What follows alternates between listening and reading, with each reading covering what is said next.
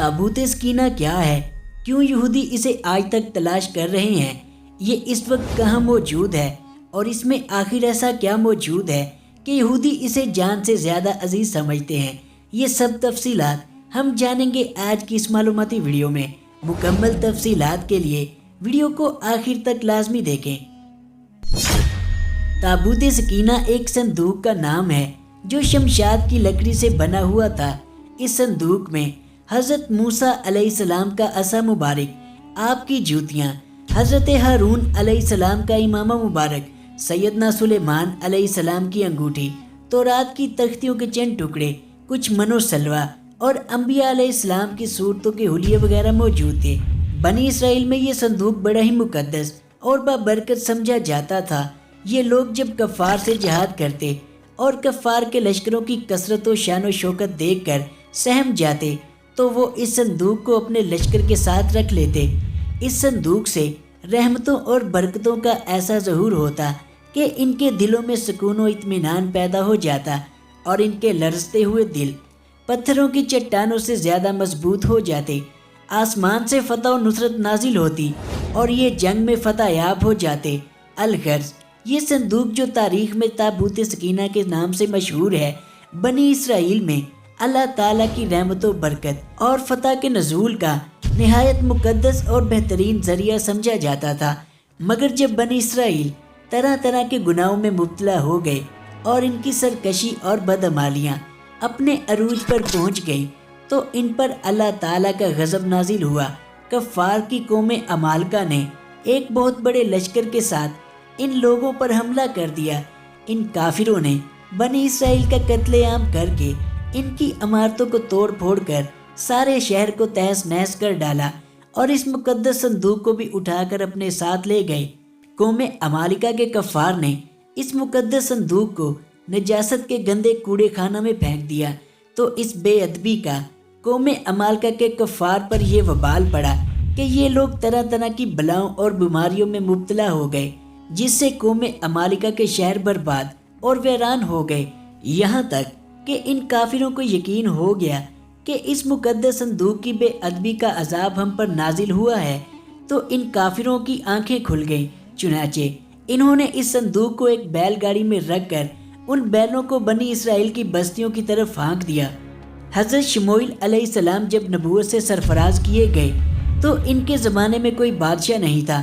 بنی اسرائیل کی قوم نے آپ علیہ السلام سے درخواست کی کہ آپ علیہ السلام کسی کو ہمارا بادشاہ بنا دیجئے۔ آپ علیہ السلام نے حکم خداوندی کے مطابق حضرت جالوت کو بادشاہ بنا دیا، جو بنی اسرائیل میں سب سے زیادہ طاقتور اور سب سے بڑے عالم تھے، لیکن بہت ہی غریب اور مفلس تھے۔ بکریوں کی چرواہی کر کے زندگی بسر کرتے تھے۔ اس پر بنی اسرائیل کو اعتراض ہوا کہ طالوت کا تعلق شاہی خاندان سے نہیں ہے، لہٰذا یہ ہمارا بادشاہ کیسے بن سکتا ہے؟ اس سے زیادہ بادشاہت کے حقدار تو ہم ہیں، کیونکہ ہم شاہی خاندان سے تعلق رکھتے ہیں۔ ایک غریب اور مفلس انسان بھلا تخت شاہی کے لائق کیسے ہو سکتا ہے؟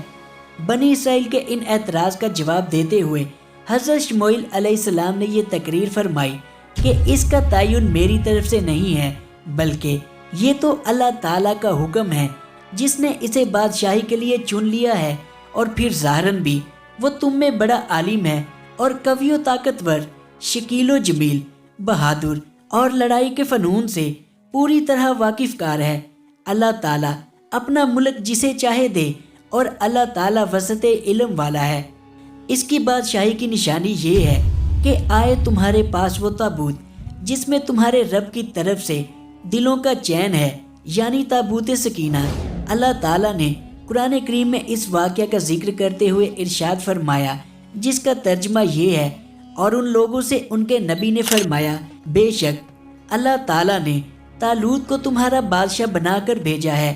بولے کہ ہم پر اس کی بادشاہی کیوں کر ہوگی، اور ہم اس سے زیادہ سلطنت کے مستحق ہیں، اور اسے مال میں بھی وسعت نہیں دی گئی۔ فرمایا کہ اسے اللہ نے تم پر چن لیا ہے اور اس کو علم اور جسم کی کشادگی زیادہ دی ہے، اور اللہ اپنا ملک جسے چاہے عطا فرما دے، اور اللہ تعالیٰ وسعت علم والا ہے۔ اور ان سے ان کے نبی نے فرمایا کہ اس کی بادشاہی کی نشانی یہ ہے کہ آئے تمہارے پاس وہ تابوت جس میں تمہارے رب کی طرف سے تمہارے دلوں کا چین ہے۔ حضرت موسیٰ اور ہارون علیہ السلام کے ترکہ کی بچی ہوئی چیزیں ہیں جس کو فرشتے اٹھا کر لائیں گے، بے شک اس میں تمہارے لیے بہت بڑی نشانی ہے اگر تم ایمان رکھتے ہو۔ چنانچہ تھوڑی ہی دیر میں فرشتے آسمان اور زمین کے درمیان اس تابوت کو اٹھائے ہوئے سب لوگوں کے سامنے آئے اور حضرت طالوت کے سامنے لا کر رکھ دیا۔ اس تابوت کو دیکھ کر انہیں طالوت کی بادشاہی کا یقین ہو گیا۔ تمام بنی اسرائیل نے حضرت طالوت کی بادشاہی کو تسلیم کر لیا۔ جب حضرت طالوت بنی اسرائیل کے بادشاہ بن گئے تو آپ نے بنی اسرائیل کو جہاد کے لیے تیار کیا اور ایک کافر بادشاہ جالوت سے جنگ کرنے کے لیے اپنی فوج کو لے کر میدان جنگ میں نکلے۔ راستے میں حضرت طالوت نے اپنے لشکر سے کہا کہ اللہ تعالیٰ تمہیں ایک نہر سے آزمانے والا ہے۔ اس نہر کا نام نہر الشریعہ تھا جو اردن اور فلسطین کے درمیان واقع تھی۔ حضرت طالوت نے اپنے لشکر کو ہوشیار کر دیا کہ کوئی بھی اس نہر کا پانی نہ پیے۔ ہاں اگر کسی نے ایک آدھ گھونٹ پی لیا تو کوئی حرج نہیں، لیکن لشکر جب اس نہر کے قریب پہنچا تو پیاس کی شدت سے لشکر کے لوگ نہر پر جھک پڑے اور پیٹ بھر کر پانی پی لیا، مگر ان میں کچھ لوگ پختہ ایمان والے بھی تھے جنہوں نے اس نہر کا پانی نہیں پیا۔ ہاں اگر پیا بھی تو ایک آدھ گھونٹ، لیکن جنہوں نے پیٹ بھر کر پانی پیا تھا ان کی پیاس تو بجھ گئی لیکن وہ جنگ کرنے کے قابل نہیں رہے۔ لشکر کی 80,000 کی تعداد میں سے 76,000 لوگوں نے پیٹ بھر کر پانی پی لیا۔ ان کی نافرمانی کا یہ اثر ہوا کہ ان کی ہمت پست ہو گئی اور انہوں نے نہایت بزدلانہ پن سے جہاد سے انکار کر دیا، اور دشمن کی زیادتی نے انہیں خوف زدہ کر دیا۔ کہنے لگے کہ ہم جالوت اور اس کے لشکر سے لڑنے کی ہمت نہیں رکھتے۔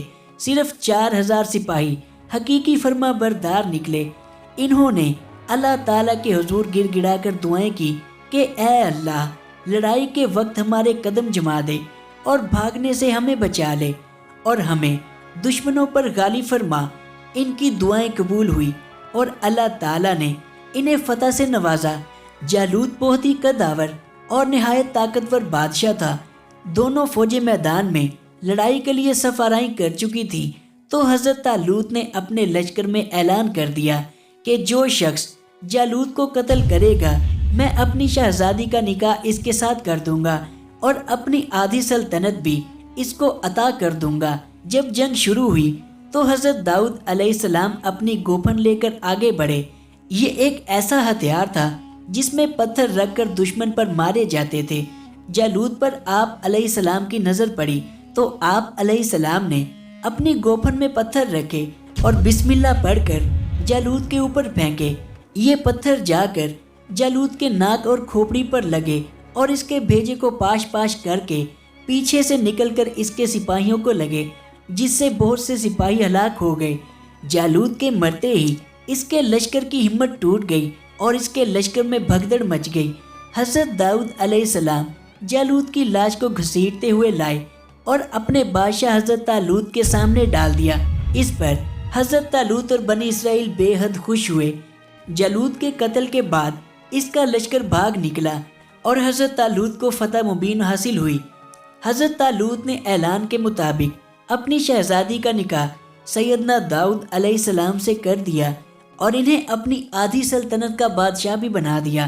اس واقعہ کے 40 سال بعد جب حضرت طالوت کا انتقال ہو گیا تو داؤد علیہ السلام پوری سلطنت کے بادشاہ بن گئے، اور جب حضرت شموئیل علیہ السلام کی بھی وفات ہو گئی تو اللہ تعالیٰ نے داؤد علیہ السلام کو بادشاہت کے ساتھ ساتھ نبوت سے بھی سرفراز فرما دیا۔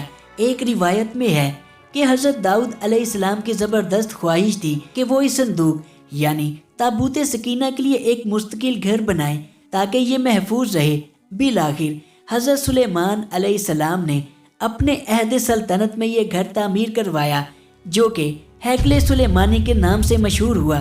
حضرت سلیمان علیہ السلام نے یہاں خادموں کی رہائش گاہیں بھی بنوائی تھیں۔ ان کے بعد ہر آنے والے بادشاہ نے اس ہیکل کی 12 دریوں اور برآمدوں میں اضافہ کیا، حتیٰ کہ تابوت سکینہ کا کمرہ ان مختلف عمارتوں میں چاروں طرف سے گھر گیا۔ ایک سفاک اور ظالم بادشاہ بخت نصر نے بنی اسرائیل پر حملہ کیا تو دوسری عمارتوں کے ساتھ ساتھ हैकल सुलेमानी को भी तबाह बर्बाद कर दिया। इस अफरा तफरी में ताबूत सकीना गायब हो गया और आज तक इसका कोई सुराग नहीं मिला। बाज़ तारीखदानों का कहना है कि अहले बाबल इसे अपने साथ ले गए, जबकि एक राय ये भी है कि इसे आसमानों पर उठा लिया गया, जबकि ये भी कहा जाता है कि क़यामत के करीब सैयदना इमाम मेहदी अलैहिस्सलाम जब तशरीफ़ लाएंगे तो वो इस संदूक को तिब्रिया नाम की एक मशहूर झील से निकालेंगे, जबकि एक कौल के मुताबिक आप इसे तुर्की के शहर अंताकिया के किसी गार से निकालेंगे।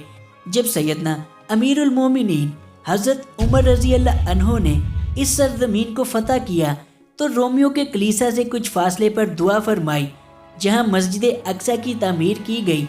यहूदी दावा करते हैं कि जिस जगह मस्जिद अक्सा वाक़या है वहां इनका माबूद था। मुसलमान इस जगह को अपने लिए मुकद्दस जानते हैं, मगर यहूदियों का ये अकीदा है कि मस्जिद को शहीद करके इसकी जगह हैकल सुलेमानी की दोबारा तामीर की जाएगी। वो हैकल की एक पसमानदा दीवार में वाक़या दरवाजे के मुतालिक भी ये समझते हैं ये क़यामत से कबल इनके बादशाह की वापसी का रास्ता है। वो समझते हैं कि जब इस दरवाजे से उनका बादशाह निकलेगा तो इसके पीछे तमाम मुर्दे उठ खड़े होंगे। अलबत्ता मुस्लिम रिवायात के मुताबिक यहूदियों का बादशाह दज्जाल है। जी तो प्यारे दोस्तों, ये थी आज की मालूमाती वीडियो। आपको वीडियो कैसी लगी कमेंट करके अपनी कीमती राय से ज़रूर आगाह कीजिए। अपने मेज़बान अज़ान अली को इजाज़त दीजिए। दुआओं में याद रखिएगा। अल्लाह निगहबान।